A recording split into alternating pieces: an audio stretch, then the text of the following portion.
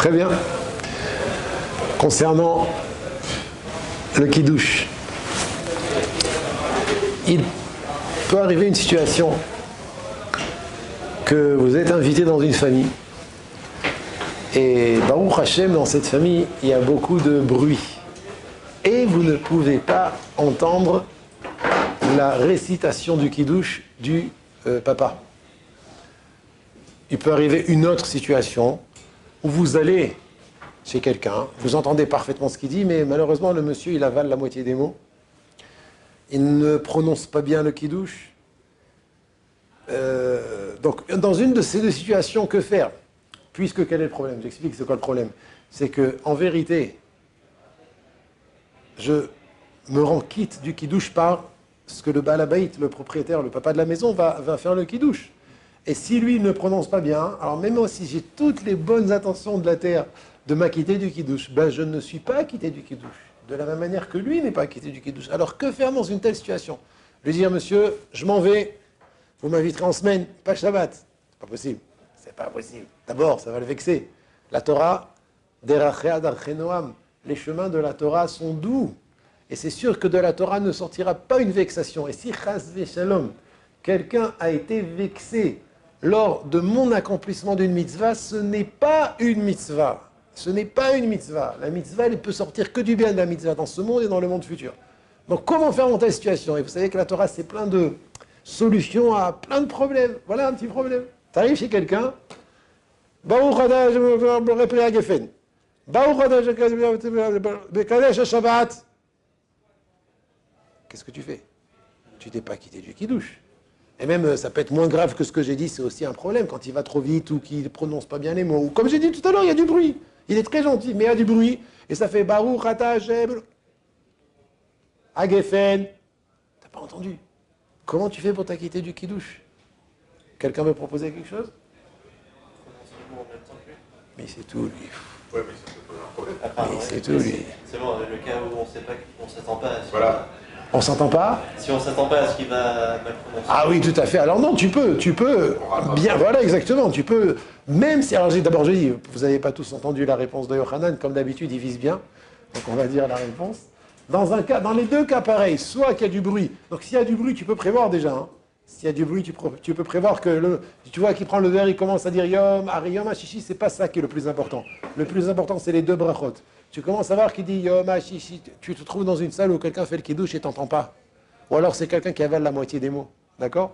Tu vois qu'il commence à dire Yom HaShishi, tu n'entends pas ce qu'il dit, il lève pas la voix, le bruit continue, que faire? Alors la réponse elle est la suivante, comme il a dit Yochanan. Tu vas prononcer en même temps que le Mekadesh, que le papa, tous les mots du kidouche, du début à la fin. Je précise du début à la fin, ça veut dire, bien qu'il y en a qui peuvent penser que c'est que le milieu de la bracha, non, non, non. Il faut commencer depuis Baruch Ata Hashem Elokeinu Melech Olam jusqu'à Boré Peri Gefen et reprendre Baruch Ata Hashem Elokeinu Melech Olam jusqu'à Mekadesh HaShabbat. Et très important que tes yeux soient posés sur le verre de kidouche qui est dans la main du maître de maison. Très très important. Et troisième condition, je vous écoute, quelle est la troisième condition? Et notre condition? Lorsqu'il va finir la bracha, si jamais il finit après vous, si jamais il finit après vous, finissez avant, il finit après. Et que vous êtes habitué, quand vous entendez une bracha, avec ce que vous faites, vous répondez Amen. Ah, là, ça sera interdit de répondre Amen. Il ne faudra pas répondre Amen. Pourquoi? Parce qu'il ne faut pas qu'il y ait il a fait mieux parce que tu n'as pas encore bu. Il ne faut pas qu'il y ait une interruption entre la fin de la bracha et le moment où tu goûtes. Donc dans ce cas précisément, lorsque tu vas réciter la bracha avec le maître de maison, parce qu'il ne prononce pas bien ou parce qu'il y a trop de bruit, alors il faudra faire attention qu'une fois que tu as fini la bracha, tu ne parles pas jusqu'à ce que tu goûtes le kidouche. Et même si quelqu'un fait une bracha, tu ne répondras pas Amen. Pour pas qu'il y ait un F-sec, pour pas qu'il y ait une interruption entre la fin de la bracha et le moment où tu goûtes le kidouche. C'est pas la veille, il s'aperçoit que quelqu'un est en train de le faire en même temps que lui. Oh, alors si le maître de maison s'aperçoit que quelqu'un est en train de faire en même temps que lui, alors de deux choses l'une. Soit tu peux poliment lui dire que non, tu disais autre chose. Et du coup, tu parles. Non, après, le Baal Habayit, il ne va pas s'arrêter, il va dire après. Soit tu peux dire, écoute, la situation est telle que je n'entendais pas ce que tu disais. Mais lui dire, tu sais pas prononcer, t'es un tocard, ça se dit pas. Il faut pas le faire. Non, il y en a qu'il faut le préciser, Ken. On peut seulement penser. Ah, on peut Seulement, on pense la bracha en même temps que lui. Non, ça marche pas, il faut la prononcer. Si t'entends pas, irour lav kedibo d'ami. Comme j'ai dit hier, que quelqu'un qui fait le kiddush, rien qu'en pensant, il s'acquitte pas. Il faut qu'il prononce. Prononcer sans bouger les lèvres. Penser sans bouger les lèvres, ça marche pas. Non, il a dit Prononcer sans bouger. Prononcer sans bouger les lèvres, nous ne sommes pas des ventriloques. Oui, Sans circuler. Qu'est-ce qu'il doit? j'ai compris. Très bonne. Il faut qu'il prononce tout.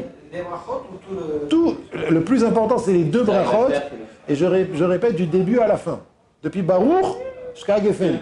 Et depuis Baruch jusqu'à Mekadesh à Shabbat. Pas que le milieu, il ne faut pas avoir peur. Dire Baruch Ata Hashem. N'oubliez pas donc, mettre vos yeux sur le verre. Et aussi ne pas parler, ne rien faire jusqu'à ce qu'on goûte le kiddush. Il y a un kiddush dans ce que je dis, c'est que des fois ça peut prendre du temps jusqu'à ce que tu goûtes. Et donc il va y avoir un long moment entre la bracha et le moment où tu goûtes. Ce n'est pas grave. Vaut mieux ça plutôt que de penser à être acquitté par le maître de maison duquel tu n'as pas entendu la bracha et donc tu t'es pas acquitté du tout. Tu ne t'es pas acquitté du tout si tu n'as pas entendu la bracha comme il fallait. Bon, toujours faire attention donc de pas parler. Très bien.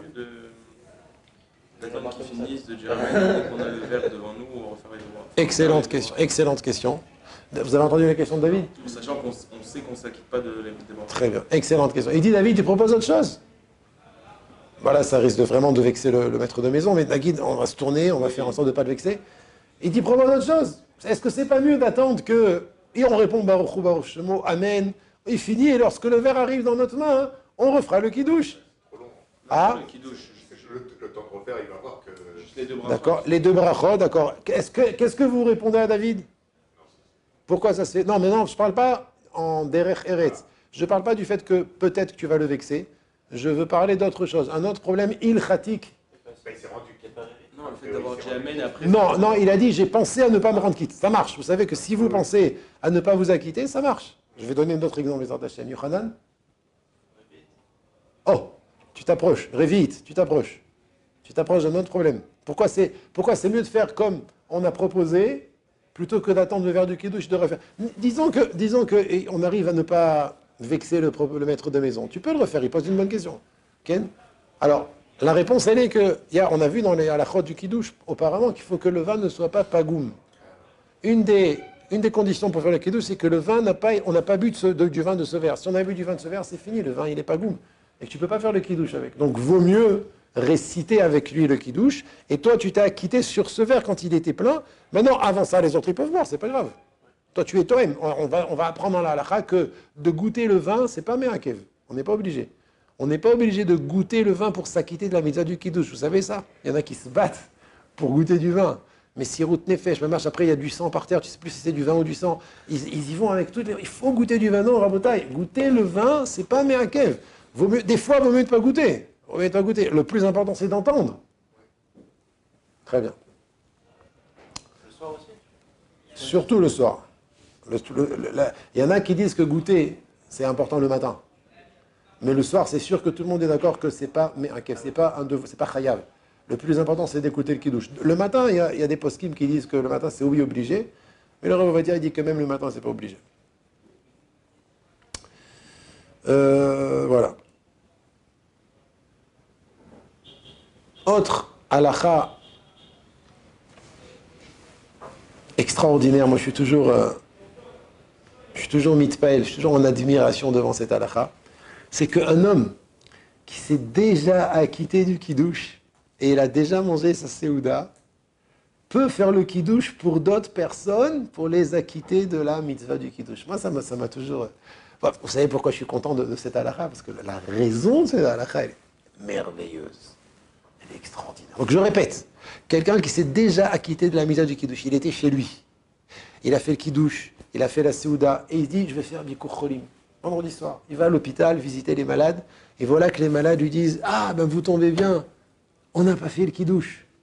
Les filles à halakha, vadaï, il peut leur faire le kiddush pour les acquitter. Si jamais eux ne savent pas être mekadesh.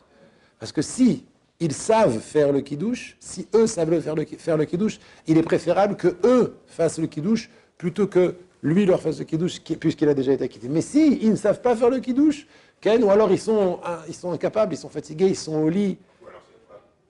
Une femme peut faire le kiddush. On a dit qu'une femme peut faire le kiddush. Mais on parle par une femme qui vient d'accoucher, elle te dit je veux écouter le kiddush, j'ai pas la force de le faire. Pas de la force de le faire, Ken. Alors extraordinaire, un homme qui s'est déjà acquitté du kiddush, de la séouda, il peut faire le kiddush pour quelqu'un qui n'a pas fait le kiddush et l'a quitté. Pourquoi? Vas-y, Yochanan. Là, il se retient, là, c'est pas sérieux. Il faut que j'arrête. Il se retient. Non, vas-y. Chauffer à Marianne. Vas-y. Déverse ta sagesse, je kiffe. Vas-y, dis-le. Mais quel kiff. Tireur d'élite. Kol Israël arevim zelazé. Tous les Juifs sont responsables l'un de l'autre. Rabotai. Mais quelle halakha merveilleuse. Tous les Juifs. Vous savez ce que ça veut dire? Vous allez comprendre le sens profond de cette halakha. Ça veut dire, si tu n'as pas fait le kiddush, ça s'appelle que moi, je n'ai pas fait le kiddush. Je suis responsable de toi. Aïe, c'est bon. C'est-à-dire, sans ce principe de Kol Israël Arevim Zelazé, tous les Juifs sont responsables l'un de l'autre. Jamais on aurait une telle halakha. La preuve, voilà, je vais vous prouver tout de suite. Est-ce que je peux acquitter quelqu'un d'une bracha, pas de mitzvot, une birkat anénim? Birkat anénim, c'est une bracha qu'on fait chaque fois, la maisonnote, une bracha qu'on veut faire pour manger. Ken, je veux me prendre un verre de thé. Et je dis, et je ne sais pas faire la bracha. Et je dis à quelqu'un, tu peux m'acquitter de la bracha, s'il te plaît? Il ne peut pas. Il faut qu'il boive. Ou alors, moi, il va me dire, répète après moi chaque mot de la bracha. Mais ça ne marche pas là-bas à Revout. Pourquoi? Ah? Il ne peut pas s'acquitter s'il ne goûte pas. S'il ne goûte pas, il ne peut pas l'acquitter. C'est-à-dire, si Réhouven fait une bracha, Shakol Niabit Varo, pour acquitter Shimon de boire un verre de thé, ça ne marche pas. Ça ne marche pas. Il faut que Shimon fasse la bracha. Ou bien, comme il a dit Yochanan, que Réhouven goûte d'un verre de thé lui aussi, et là il pourra acquitter Shimon. Mais s'il ne goûte pas, et qu'il veut faire la bracha juste pour acquitter, comme le kiddush, le principe du kiddush, ouais, ça ne marche pas. Pourquoi? Parce qu'il n'y a pas de harevut à boire. Je ne peux pas dire, tant que tu n'as pas bu, c'est comme si je n'avais pas bu. Non, si tu as envie de boire, tu bois. Si tu n'as pas envie de boire, tu ne bois pas. Mais les mitzvot, de la même manière que je suis chayav de ma mitzvah, je suis chayav de ta mitzvah. Et responsable de ta mitzvah. Et si tu n'as pas fait ta mitzvah, le chayuv, il est encore sur moi. Et c'est pour ça que, bien que moi à la maison, j'ai déjà fait le kiddush, et la séouda, je vais faire un bikur cholim, j'arrive à l'hôpital, et je vois quelqu'un qui me dit, vous pouvez me faire le kiddush? Je vais me dire, attends, mais j'ai déjà fait le kiddush, je ne peux pas le faire. Non, tu peux le faire. Parce que si ce juif n'a pas encore fait le kiddush, c'est comme si que toi, tu ne l'avais pas encore fait. C'est ça le principe de Harevut. Si par exemple, le cas de Kotenéni, s'il prend un verre de thé qui fait la bracha, il peut rentrer quelqu'un qui va boire aussi le thé. Oui, tout à fait. Si lui fait la bracha et qu'il boit, comme il boit, alors il peut acquitter quelqu'un qui veut s'acquitter de la même bracha, qui va boire lui aussi. Et moi, j'ai bien précisé que la question était s'il ne buvait pas. Non. Deuxième chidou sur ce principe-là, c'est que, alors je veux bien, la bracha de Mekadesh Shabbat, il peut la faire. Ça, je peux faire la deuxième bracha du kiddush pour acquitter quelqu'un qui ne l'a pas encore fait. Bien que moi, je ne compte pas m'acquitter, je me suis déjà quitté à la maison. Mais il y a une bracha de Boré Peri Agefen dedans. Et Boré Peri Agefen, c'est Birkat Anéenim. Alors comment je peux l'acquitter si je ne bois pas et si j'ai déjà fait le kiddush? Soit moi je bois, soit lui. Non, je ne suis pas obligé, il peut boire. Je peux faire Agefen pour qu'il boive. Là, je pourrais le faire. Pourquoi? Oh là là là là là là, mais quel clan! En plus, vous disiez exactement les termes qu'il faut dire. C'est des futurs Gdolim, je vous dis, ouais, c'est des futurs Gdolim, c'est magnifique. Tu m'oublieras pas, hein. Tu me feras des brachot. Vous entendez la phrase qu'il fallait dire? Car ça fait partie de la mitzvah. Vraiment, c'était ça qu'il fallait dire, mot à mot. Le Boré Peragifen fait partie de la mitzvah. C'est vrai qu'en soi, c'est Birkat Anéenim. Non, s'il te plaît, pas de blague. C'est vrai qu'en soi, Boré Peri Agefen, c'est une bracha de jouissance. Birkat Anéenim. Et les brachot qu'on fait pour jouir de ce monde. On doit faire une bracha avant de jouir de ce monde, de profiter de ce monde.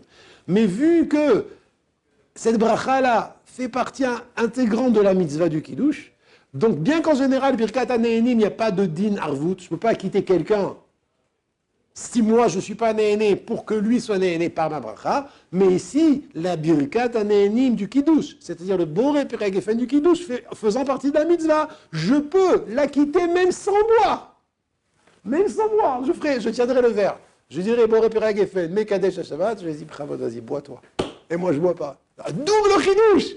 J'ai déjà fait le Kiddush, je peux le rendre quitte. Et même la Birkat Hanehenim du Kiddush, je peux le rendre quitte pour lui sans que je boive. Parce que tout ça, c'est la mitzvah. Et troisième Kiddush, et je termine sur ça, c'est que même le samedi matin, qu'il n'y a que Birkat Hanehenim, il n'y a que la bracha de Boré Perek Geffen, je peux faire la même chose.